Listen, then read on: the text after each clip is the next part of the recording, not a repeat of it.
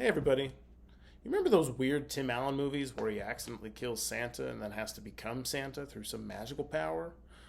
As weird as they were, that was a big part of my childhood. It always makes me think of Christmas, toys, and my love of snow. Tim Allen and I share a love of snow, just in different ways. I like to go sledding and build snowmen, and in 1978, Tim Allen was arrested for drug trafficking. He was trying to get 1.4 pounds of cocaine through an airport, and unfortunately, he was caught and sentenced. He spent 28 months in federal prison before being paroled, and lucky for him, he was in the state of Michigan, where they don't have any voter disenfranchisement laws. That's what I wanted to talk about today.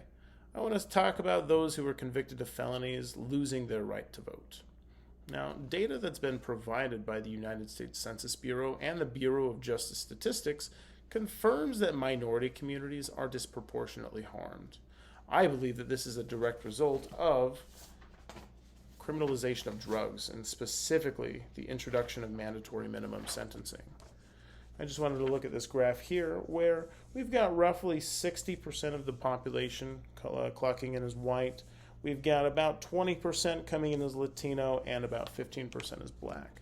Now, while we can see here that in state prison, drug offenses are fairly level, we come over here to federal offenses for drug offense. And we can see that while the white offenders come in quite lower than the other two, they're just completely inverted on this graph. I think that this is quite telling about the disproportion in harm done to these communities. Now, I wanted to quickly define mandatory minimum sentencing as well as voter disenfranchisement.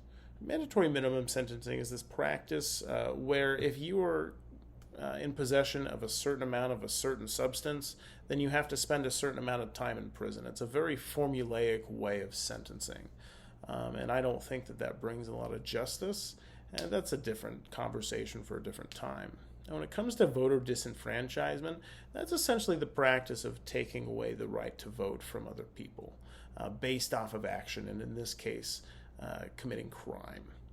I wanted to talk about my incredible passion about both civics and social justice. I've taken a lot of classes in the sociological field, studying the effects of laws and the impacts they have on community, in addition to reading a lot of books like that for leisure.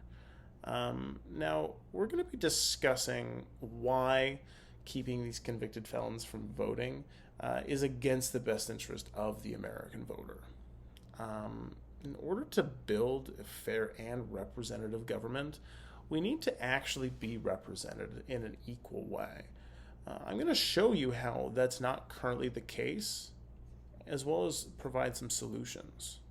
Now, the big problem that I mentioned before is that black communities are being hit harder by these drug laws. Due to the nature of mandatory minimum sentencing, it's producing more felons in these black communities where drug laws are more heavily enforced.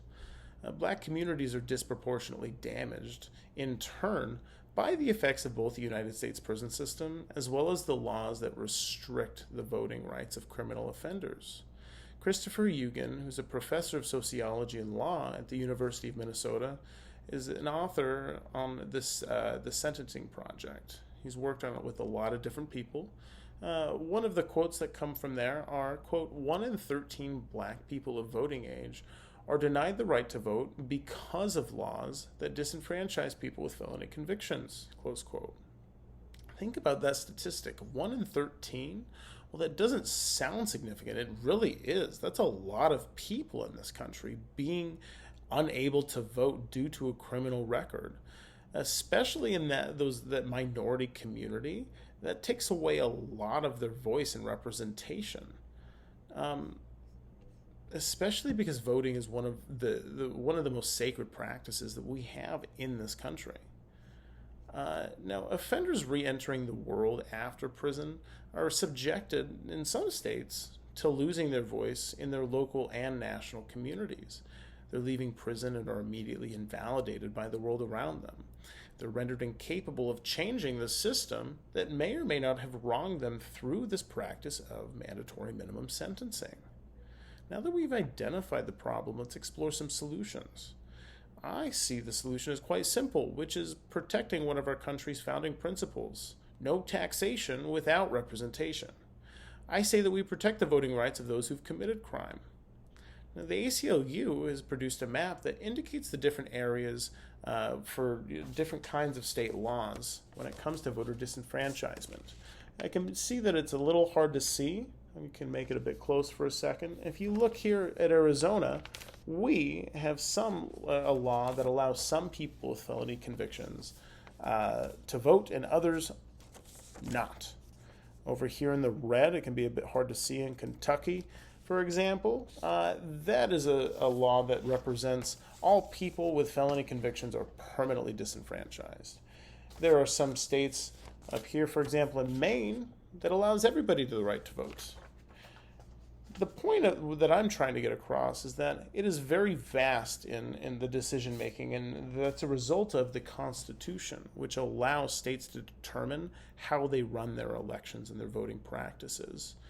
I would argue, along with the ACLU and the Brennan Center for Justice, that we should be passing legislation like For the People Act. From the Brennan Center for Justice, quote, "It will adopt a fair and simple rule. If you are out of prison and living in the community, you will get to vote in federal elections. It also requires states to provide written notice to individuals with criminal convictions when their voting rights are restored." Close quote. Now, while I don't think that is an entire solution, I think that's an excellent place to start, where we are getting some federal framework across the board ensuring everybody the right to vote if you were out of prison.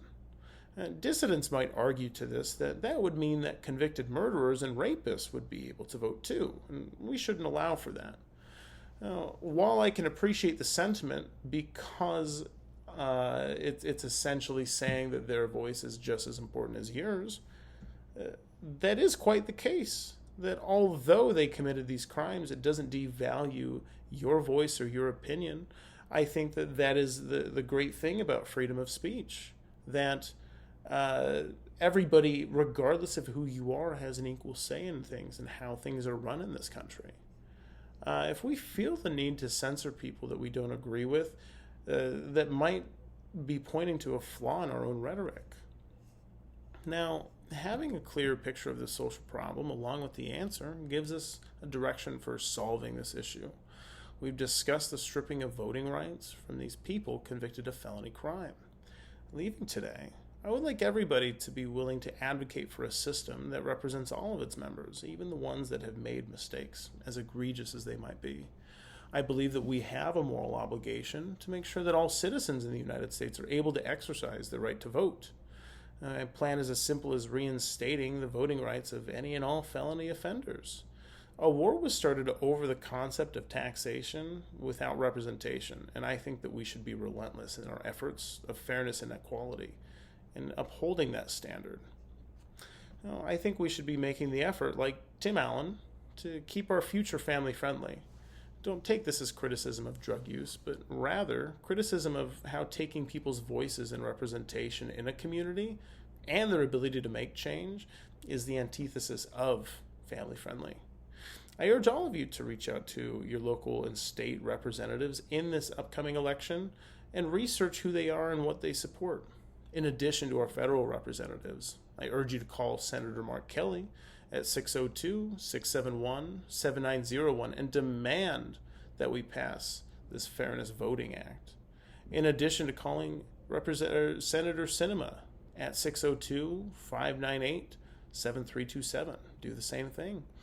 Also, please contact Representative Schweikert at 480-946-2411. Urge them to pass the For the People Act. Now, the holiday season is just around the corner, and it's just in time for another Tim Allen-style miracle. Let's make it happen. Thanks.